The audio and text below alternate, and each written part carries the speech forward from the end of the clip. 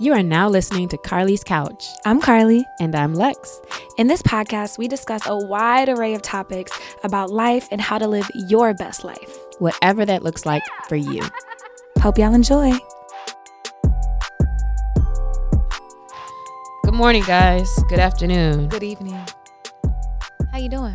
Welcome to Carlie's Couch. Thanks for joining us here, where you'll never know. Dun, dun, dun, dun. If you're watching the video, you can see we're not in the usual spot. We found another clubhouse to try out. So we're going to get some fresh air today with you as we talk about a very interesting topic, I think. But first, Carlie, if you don't mind, we finally got a review. Thank you. And I shouldn't say finally because you guys was going hard at the beginning. Maybe you're not sharing it, and that's why we don't have new reviews. But we appreciate this one, so we'll go ahead and read it for you guys. Absolutely. So Say Yum says, favorite podcast by far. I love this podcast. After each episode, I find myself inspired to dig deep and do the self-work and manual work necessary to reach my goals. Y'all are truly motivating. I love the way that you not only give advice, but kind of give steps to get there. I have added listening to your podcast on my Monday morning routine, shout out to that, and it helps make for a more productive week in reaching my goals. Thank you for consistently providing great content. Aw, thank you. Shout out to Say Yum for listening and adding us to your morning routine. I kind of feel honored. Yeah, thank you. Especially during this time when everybody's routine is whatever. We just trying to make it. It's nice that you still have one. Shout out to you. We gonna make it. You left that a little while ago though, so hopefully you still doing good. Still hanging in here with us on Mondays. Still learning from the podcast. And we do have, I wonder if we have 200 now. If not, we were close to it. 200. Oh, we do? Yeah. On YouTube, we got a clean 200 followers there. So we appreciate you guys who listen and watch it. And also listen to it on Apple because they will rank you and give us points, etc. as well. So we're glad that you guys are still enjoying it. So we're still here. We're going to keep on going, I guess. Yeah, we out here. And I'm excited. It's our first outdoor episode in the clubhouse. Is it? Our first outdoor episode? Oh, yeah. I guess so. Okay. I feel like we've been talking about it forever and we just never set it up. But we, because we didn't have our own equipment. So it's a lot easier to move around now. Okay. That being said, if anybody wants to hire us to watch us podcast in their space, let us know. We're down for that. I also like snacks. So food and snacks. But to get to today's topic, to get something extra out of the deal. I mean, I just like snacks. Gosh, I'll bring some too. We can share. But like, why you getting defensive? Speaking of defensiveness, that is actually what we're talking about cackling today. Like, ah, dang it. You got me. I'm sorry. I shouldn't have started the episode roasty because now I can't stop. Man, Lex has been trying to throw me under the bus, y'all. But anyways, we'll get there. So defensiveness, what is defensiveness? You just said that. What is it? So we're talking about defensiveness today, guys. I would say when a person is being defensive, they are guarding themselves. They are protecting themselves in whatever they say or do. So in that moment, I feel like it's a protection mechanism. Absolutely. I think it was one of those psychology journals was saying it's a defense or coping mechanism. It is the body and mind's way of keeping you comfortable and safe. And they say it often arises out of childhood in the way that we deal with things as we're growing up. And so it just becomes a coping mechanism. To cope with what? Criticism? To cope with criticism, to cope with things that make you feel like you might be being attacked or make you feel like somebody's like questioning you, stuff like that. Mm-hmm. And when you're defensive in your response to something, does it have to be a response? Maybe. Yeah, it has to be a response, I think, because it's how you react to knowledge that you perceive as being about you or towards you. So it's a reaction. And I think that it's you needing to feel or needing other people to understand your point of view. So if you feel like you have to explain yourself, it's kind of another thing. Like, what does this look like? Explaining yourself, kind of having to tell, why they're wrong or why you did something that you might have got accused of. And it's about making sure you get your point of view across. That's what it is when you're being defensive. You want to make sure, this is what it is, or this is what I think, and wanting that other person to know that. So is that wrong? Is being defensive wrong? I don't think that it's wrong. It's a defense mechanism, and I can't tell someone how they're coping with something is incorrectly, but I would say it's probably not productive. It's probably not the best way to learn or have a conversation. That's if you're a great not way open. to say it, I think. It's not progressive. And that's one of the biggest things I think I learned about defensiveness.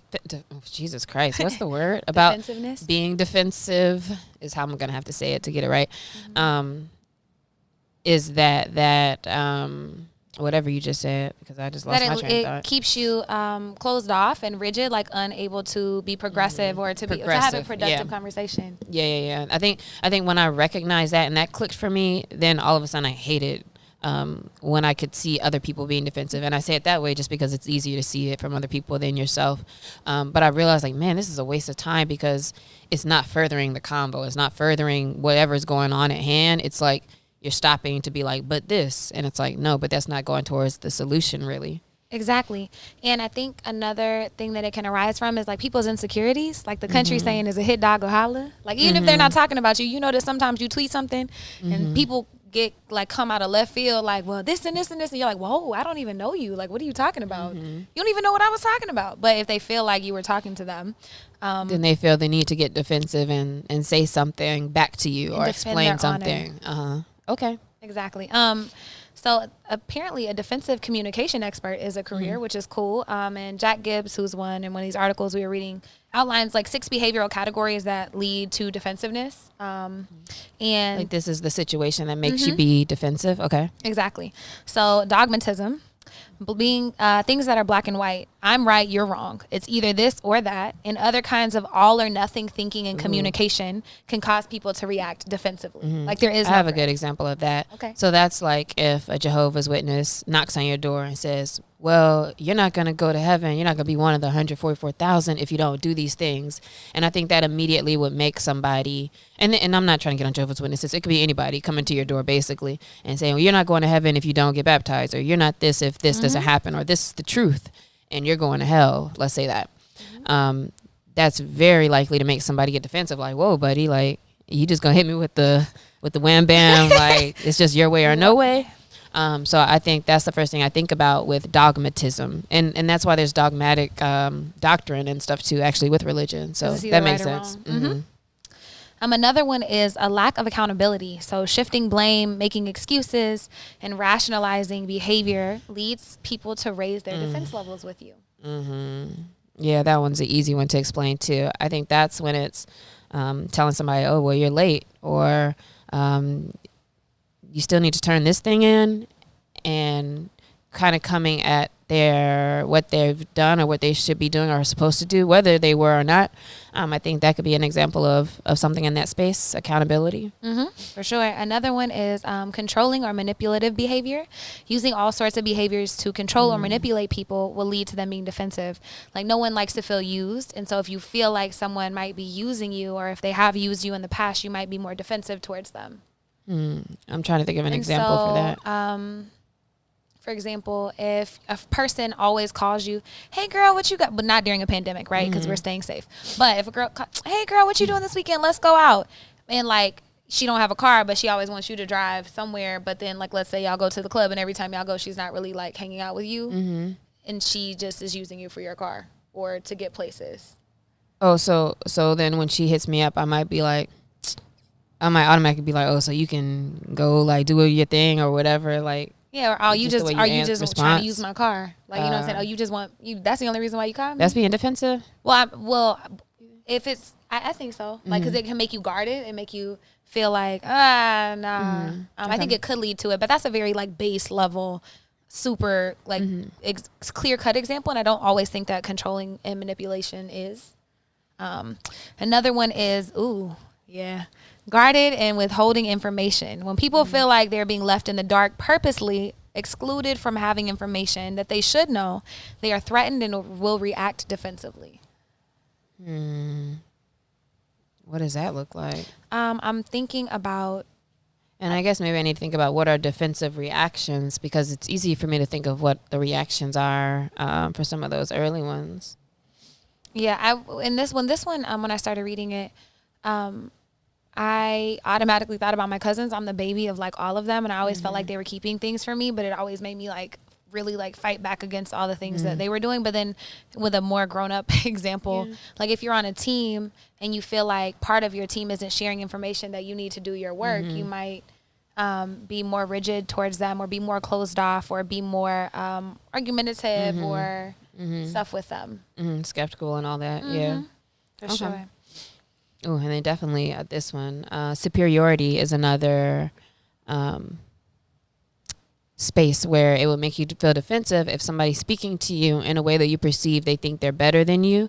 And so it immediately makes you think like, whoa, like, well, maybe the way I want to do it is probably the better way, or a different way than what you're saying, or something like that. I can see that one pretty easily. And then the last one on here of these 6 is a constant focus on catching somebody doing something wrong rather than right. Oh my God, absolutely. Yeah. Someone is always commenting on everything that's wrong, but never gives you any positive feedback or any, like, tries to build you up. You're going to automatically be defensive, like, even if they don't intentionally mean it like that. For example, like if someone's mom is like, wow, like your hair look like, is always commenting negatively about your appearance. Like, but I think that's one of the, probably a bigger reason in people, the way they grew up, of why they become defensive, because they're a critical environment a lot of times of parents, and you know, it's one of the things about criticism that can help you curb it, or being defensive and curbing it with criticism, is recognizing that,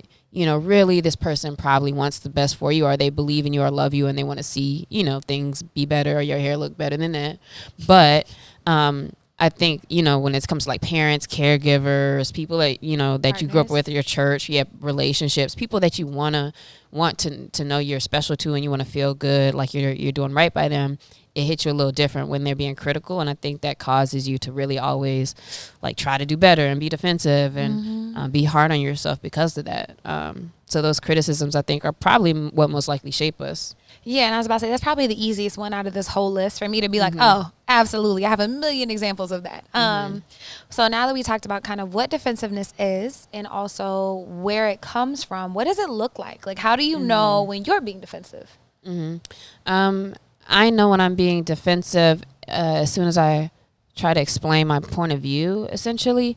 And sometimes it is about me, like if I'm late.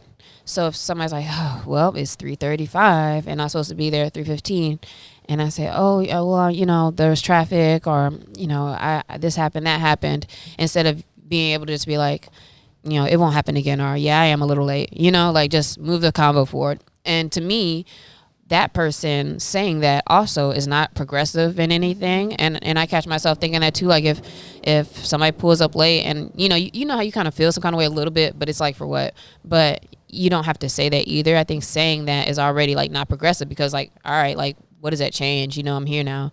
Unless it's a problem that you need to really talk about. And maybe they're coming at you with it like that. But I think it looks like that when I start to explain immediately why this thing happened. Like, it's not my fault either. And I'm kind of putting it on other factors. Absolutely. I am being defensive, and I notice it in myself. Like much like Alexia said, when I start trying to explain myself, but also over-explain myself, or I start trying to clarify my intentions in situations that don't mitigate that type of conversation. Like if we're not having this conversation about growth, I don't need to tell you like why I feel like this and how this led to this and this led to this. And when I notice I start doing that, I'm like, oh, I'm probably being defensive, or making excuses. I feel like mine is more evident in me over-explaining or over-clarifying, or trying to get you to see something, like trying to get you to understand and come to my side on a situation. And a lot of times nobody even asked you that. And it's like you're kind of doing that for yourself because you're anti-you. And one example I thought of as you were talking was an email. Sometimes you've ever write an email and then you go back like, I ain't need to really say, well, I just did this part. Like I could just cut that out and be like, here's what we did. You know what I mean? Like you kind of trying to explain it a little bit more because you feel like it's not up to par or whatever. But it's like nobody's even really accusing you of that. You're kind of, that's the you being hard on yourself part. And so we can almost kind of cause our own stress, I think, by how we're kind of like assuming this space is going to be in that way. And then we're already coming in defensive. Absolutely. And I think touching on like the insecurities and us projecting a little bit sometimes in conversations. Like, let's say someone was overcritical of your body, and then one day someone makes a comment that's not necessarily about that, but you take it way left field because you're just so used to people doing that. And I feel like that's why it's important to understand how we respond to these things, because it's important to address that, and it can impact a lot of situations in your life really negatively. Is there anything else? I think that kind of covers it. I think in some kind of way you're explaining yourself or over explaining. Or feeling attacked. Like if you felt like somebody's attacking you and it's not really that deep, like that's probably a good indication of, like, for example, if you walk into a meeting and someone's like, it's 3:35 and you fly off the handle. Yeah, that's you being defensive. And I mean, I guess you can argue if you should or shouldn't. I mean, we're saying you shouldn't. Like, life will be easier if you're not. But, I mean, I think that's a cause and reaction. And I think it's one of those things where it's important to recognize being defensive because you are giving your power away to these other things in that moment. And it's usually we've already said it's a reaction, but it's also usually like an impulsive thing because that's just how you've been set. And so to really be aware of it and change that, what do you think it changes in you to be less defensive? Like, why is it good for you to be less defensive? I think it's good, one, because it brings you to another level of self-awareness. So you're more aware of your triggers, of your insecurities, of what's going on in your life. But I also think it gives you the opportunity to have less strife and less stress with things. If you are not always so caught up in feeling like you have to prove yourself to people or tell them these things and over explain, you kind of just let the water roll off your back like a duck lets water roll off their backs. You're like, oh, okay. Like in your head, you're like, yeah, that was a little snippy, but I'm not about to waste all my energy and my time. I'm going to own my power in this moment and just choose to keep it moving. It also helps you to actually become a better person. Because you're actually listening and can take a criticism, which is really what it is. It's your reaction to being criticized. And I have an example that I don't know why it stick with me so much because like my feelings was just so hurt, but it's not that deep. But my feelings were just so hurt, and I really saw this over and over and learned from the situation to where I can catch myself much better. But when I was doing working with Bronzeville, the audio series, look it up on iTunes. It's really good. Season 2 has been postponed due to everything going on, but we were working on filming. They were filming them in the studios doing the voice acting for Bronzeville season 2. And my friend Celeste, shout out Celeste, she's the photographer while they're in their sessions, while the voice actors are at their mics, kind of how we are, and they're performing in there, right? And the camera clicks and makes that clicking noise. And so, while they are playing around or just getting the voice acting together, she's like, click, click, click, you could take pictures then. And then they'll say, okay, we're really rolling right now, action, everybody quiet, whatever. And then she would just kind of be in there chilling, and they would actually perform it without her, moving around or taking pictures. And so one day she wasn't there, she was somewhere else. And so I had to take pictures in her stead. And so I'm in there like, click, click, click, click, like taking pictures of everybody. And it's like, what's his name? Why is my face blanking? Oh, Lawrence Fishburne. So, and he's like mad stern, y'all. He's really like intimidating as hell in real life. So it's like Lawrence Fishburne, Lorenz Tate and them in there too. And so I'm in here like click, click, click.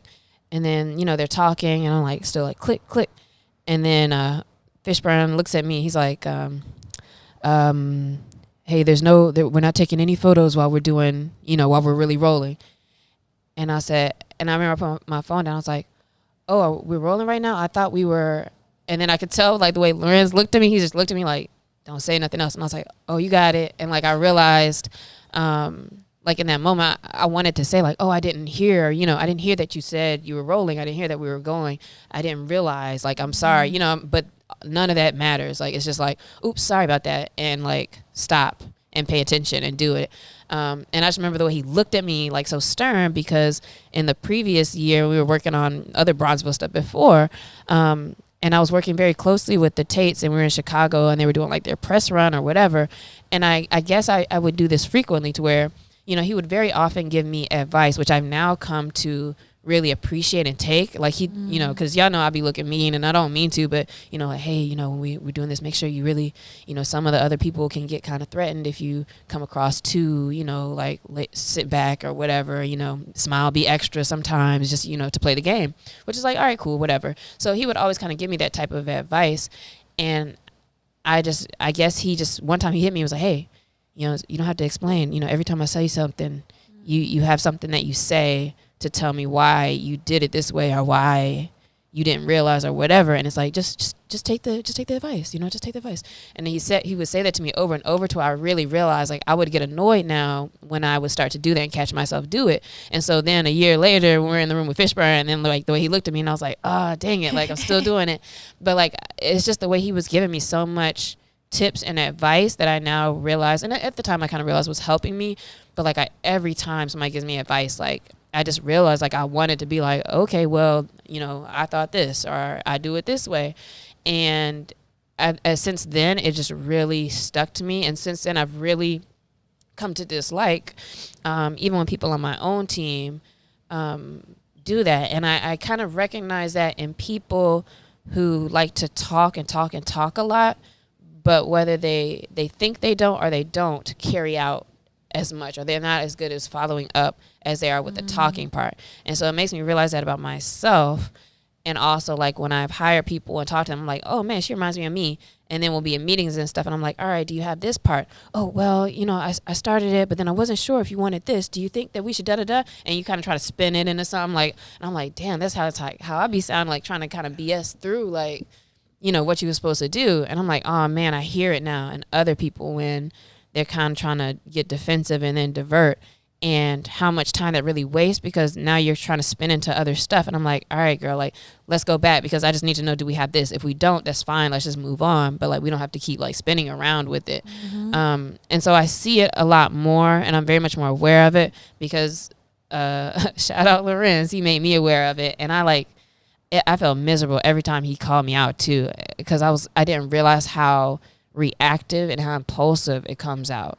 So that's like my whole big spiel about, ever since then, like maybe a few years ago, like I really, really recognize it when I see it. No, I love that. And thank you for sharing that. That's such a good example. How has that helped with your, like, with anything in your life? Like, if you notice such a pivotal moment when you're working on, you know, not being defensive and on just listening and just keeping flowing and moving through things, like, how has that helped with anything, or has it helped? It cuts like that, just yapping and back and forth, and it shows that you actually want to learn. It is you actually wanting to learn. If somebody says something to me and I'm like, oh, okay, cool, like, thank you, and even that, like, actually saying thank you, I'll take that in. And I did even get to a point with him where I was like, all right, you know, keep telling me stuff, like, if there's anything else, because, you know, I think after a while he probably saw I was like, all right, man, because I was with him the whole day, and I was doing something that is not even my space. Like, I was like their press person for the day or whatever. And so they knew that it was a learning experience for me, and they were trying to make it that.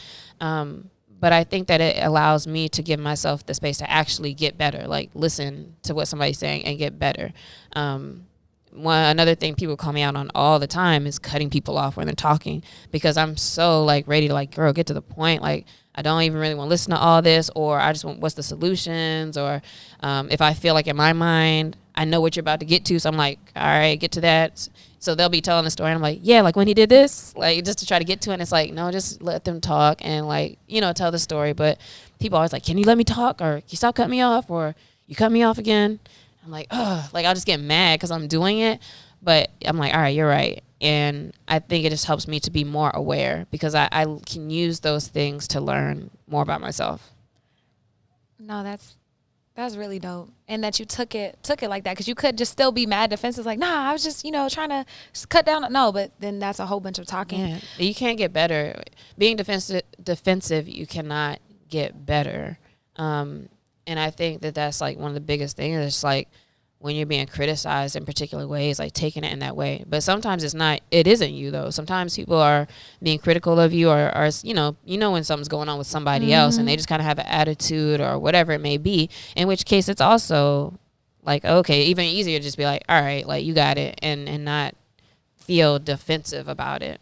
Exactly. You can't own other people's things, but when you are being defensive, when it might not be, when someone's not just projecting on you, whenever they might actually be trying to help or give advice, or, life is teaching you lessons. Like I feel in my relationships, when I notice that I've stopped being as defensive, we're able to have more clear communication. There's a lot more space for me to grow and to be open to what things are, instead of like trying to get them to be where I want to be. And I feel like that's part of defensiveness too, is you're trying to push that narrative and trying to get people to see or understand or be the way that you want them to, or whatever.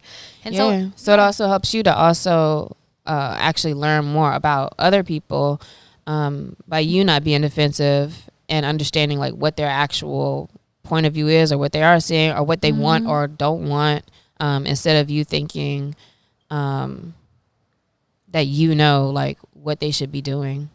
Yeah. And it's better for your relationships in general too, because another thing we haven't talked about as much with defensiveness is a lot of times like in relationships, if why do you always leave the dishes on the sink, or those types of things. There's lots of different things like that with relationships and people, whether you live with them or romantic relationships or whatever, and those things tend to kind of build up to where you just feel like whether you're walking on eggshells all the time, or like you feel like you're defensive because now it's like, well, you always leave your hair stuff on in the bathroom, and that doesn't progress anything either.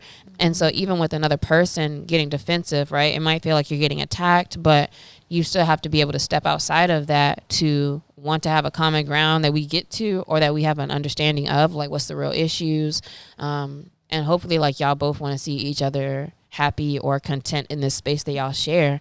And so from that, you still have to give validity to like the person's feelings, and it's not just a matter of like reacting or not and just walking away. Like you still have to dive into that sometimes. You talk a lot about defenselessness, and I think it was the 7 spiritual laws being of defensive. Success. You think? No, in the book, the 7 spiritual laws of success, isn't defenselessness one of them? That's part of the law of least effort, in which you shouldn't have to be forcing anything. And so I believe, let me make sure I get it kind of correct.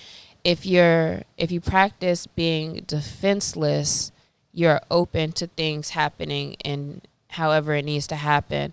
And you're not just stuck in your way of thinking that, well, what will, this or that. Like if you're always explaining or trying to figure things, make them make sense for you, that you're not letting things happen the way they could naturally just be happening. It's very rigid. I like that a lot. And so I think that was the main piece about that, to where he says like, practice defenselessness in order to just let things kind of happen without trying to explain your way. And so I think that's super important. And I talk about flow a lot. We had a whole episode about flow, actually. If you haven't listened to it, go back. It's a few back. So what are some ways that we can practice to be less defensive? One way you can be less defensive is by having a clear idea of where your values are rooted, strong rooted values. And by that, I mean like what somebody says can like take you off, of what is right. Sometimes people are incorrect when they're kind of coming at you around something. So like I said, sometimes, my bad, I was late. Sometimes they're coming at you wrong and trying to tell you what you care about or what you did or what you think. And yeah, you want to be defensive because that's not true. But if you are strong and know, like, that's not right, but you don't have to sit here and go back and forth about it or let that bother you because you know who you are. I love that. And I know I say that a lot. Every time I listen back to the podcast, I'm like, no, you just said it because I was making fun of you. Oh, man. See, she got defensive and she did it to herself. No, I really herself. do say it a lot, though. I notice on a podcast, because when you listen back to yourself, it's always still weird hearing my voice, even though we have how many episodes? 90 plus? It's always interesting. Noticing that being defensive is impulsive. And so slow down. Take a pause, like catch yourself before you automatically like say something back. Before that snapback come back, just stop. Especially via text, that's a good way to practice, because that's how I had to kind of start practicing is like if you're talking to somebody and they hit you with something like, oh, you always da-da-da, or you never do this or that, and also catch yourself being that person too, because a lot of times it's that. And now I understand why people get so defensive, because it's like, say things better first of all, and not so definitive with the always never. Like that's clear ways to lose an argument. But yeah, like in text too, you can especially, like, you know, those things where it's like they show what you're texting and you delete it and you go back and put something else. So catch yourself for sure there. And then in person, it may be a little more difficult, but you can catch it too. Mm-hmm. Acknowledging what was said, and that upsets you or didn't, like just acknowledging it. Do you want to expand on that? I would also say that has to do with, like, if somebody has a concern with you, like, acknowledge their concern, or, you know, like, oh, you always leave the dishes out. And it's like, well, I like doing it, you know, putting them all in once the sink's full, or, you know, whatever it is. But, you know, acknowledging, like, oh, okay, yeah, there are dishes here. And so it's not like you're trying to make them feel like they're crazy for what they're saying, whether you think that their argument is valid or not. Mm-hmm. Another thing is accepting responsibility, which kind of goes into my story earlier, and just recognizing that, okay, when people say things to you, it can be to help you. It can be to help you get better, and to accept that responsibility for what you're doing or not doing. Another one is to detach. And this is kind of expanding on the slowing down. So like, instead of shooting that comeback, like ask a question, like thinking about how you can be different in a situation. So instead of like listening with your reply in mind, just try to listen. Instead of like freezing up, like maybe you have a conversation. Instead of like flying off the handle at somebody, maybe you go take a walk and then come back. Being that person that they're that's getting criticized. Mm-hmm. Yeah, and in the event that you would be defensive, whatever your normal defense mechanism hate that though. Is. Well, yeah, and I'm not saying like, nah, we ain't gonna do this, I'm gonna come. No, but just thinking about like for personal growth, if I'm the person that always has to say something back, how about I just try not to say something back one time and just see what that feels like? Yeah, and a lot of times it's weird because people don't know how to react. Or I've seen that before too, where it's like you're kind of starting something and they actually say like, okay, you're right. And then it's like, damn, I don't know, like, and then what else? You know what I mean? Like sometimes have you noticed, or maybe I noticed with myself, that you think you want an agreement or you want something, but then you get it and you're like, okay, and you almost look for something else. Like, you really just kind of are comfortable with a little bit of tension sometimes in particular relationships, more than you actually want to see this person be, you know, this perfect person or who you want them to be or whatever it may be. That's a huge area for self-growth. Mm-hmm. Yeah, and you know, sometimes you're comfortable there, and so that's why you tend to have like a lot of these types of convos with certain people over others. But yeah, I think that it's important to overall use these things, especially the pause, especially becoming aware of it, because I think you'll just realize how much you're keeping yourself in the same spot in a lot of spaces, because you're not just taking it in, like when people are saying things. You're not just taking it in and actually using it to fuel something else. Exactly. And just saying, okay, and you're right, and not feeling the need to over-explain yourself about anything. Like, okay. Yeah, so I would challenge y'all to pick a day and try to pay attention. Like maybe have a piece of paper. Well, I say piece of paper like it's 1998. Use your phone. Open up the notes if you don't app. have a cell phone. Write your number down, girl.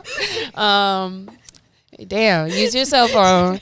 And in the notes app, because I don't know why I didn't say this, because I use it all day for this type of stuff. But just kind of pay attention to when you notice yourself getting defensive, with who or around what people, around what things. A lot of times I feel like it's an ego thing. There's different things, right? In those different situations that are attacked. And sometimes it's your ego.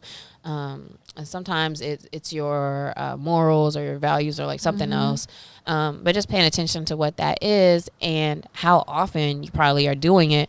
And you might even catch it if it's like low key stuff. Like everything's not as serious, but when you realize how often you need to respond to explain why, how, what, I think that it's like, oh man, I didn't realize I do this that much. Yeah, I literally caught myself the other day. Like someone had said something that I found kind of snippy, and I was like typing a response. I looked like Kermit on the little GIF where he's like doing this, but I was on my phone, so I was like click, click, click, click. And I was just like, nah, but you already know that I would. And I was just like, nope, we're just not gonna do this right now. And I just like put my phone down, and I feel so much better. And I was like, why do I feel this need to justify myself right now? There's not. Let it go. Try that. I would love to hear where you felt that you were being most offensive, or maybe one way you tried to like change that, or, you know, just about your journey with this. Is something that we're all going through, especially me. Let me not speak for everybody. Something I'm going through, and I'm working on being, you know, less defensive so I can keep growing and keep learning and being open to go with the flow. I love it. Let us know if you have any other thoughts about defenselessness, being defensive, and hit us up on the site, on YouTube comments, on Instagram, Twitter, everywhere we are. Mm-hmm. And this week, we have a shout out. My Ivana Hair Care uses AI technology to recommend the perfect products for your unique hair type and texture. Founded by Candace Harris, is Black woman owned. She's originally out of Atlanta, but I believe she's LA based now. So, can you spell it out? Like, is that the name of an app? It's or is it something on your computer? A website and an Instagram. I'm not quite sure, but MyAvana, My Ivana Hair Care, and their Instagram is just My Ivana Hair Care. So they create their own products. Mm-hmm. Oh, cool. Okay. So they're recommending which of their products to you? Yeah, not all of them. Mm-hmm. Got you. And this week we have a question that is, dun, dun, dun, dun. How do you want to change the world?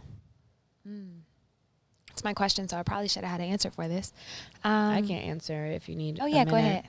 So I would say, how do I want to change the world? I want to change the world by facilitating / encouraging more Black creatives to create what they want to see and don't see. And that's what we're doing with our agency. That's why I try to reflect on all of our work, and collaboration's a big part of that. And so I want to always have people and give them exposure and space to create with us in that way. I love it. So we can see more of ourselves, or more stories and multifaceted things in media. Absolutely. And that's something that's way long overdue. So I'm excited for all the work that y'all are doing and have been doing and will do. For me, I want to empower people to create a life that they love. All people, but specifically Black people, brown people, people of color. And the work that I do is, with corporations to help teach teachers, to help teach nonprofits, to help teach in the corporate space, but also with kids, like actually hands-on, giving them access to a toolkit of social emotional learning, mindfulness, self-love that helps them attack whatever situation is going on in their lives, so they can, build this life that they love while seeing themselves represented in media and all of that. I was going to say, don't touch me. I wasn't trying to touch you. That was like my immediate response. Oh, yeah, don't touch me. I'm sorry. That threw me off. She actually barely brushed upon me. Accidentally. My nail grazed. But no, I love that. And how fortunate that we get to change the world every day in what we like doing and what we get paid to do, barely. So I think that's a good alignment there, that how you want to change the world does fit into your daily practices, weekly practices, whatever it is that you're doing with your time. So how do you want to change the world? At Carlie's Couch Instagram. Hit us up on stories. Let us know. Message us. Follow us. Leave us a 5-star review if you haven't, and one to type out so we can read one. Go. Who's next? Who's next? Come on, guys. Hop on Apple Podcasts now. Leave us 5 stars. Let's see it. Make Hip Hop Harry proud. Look, if for every... No, let me not say that. I was about to say we gotta do something for every review, but I'm not doing nothing. I'm gonna say thank you. I'm gonna hop on this table and dance next week, okay? We're gonna get 50 reviews now. Watch. I hope so, but we'll see. Thank you all for joining us. We appreciate y'all being part of this conversation, and we'll see you next week. Bye, y'all.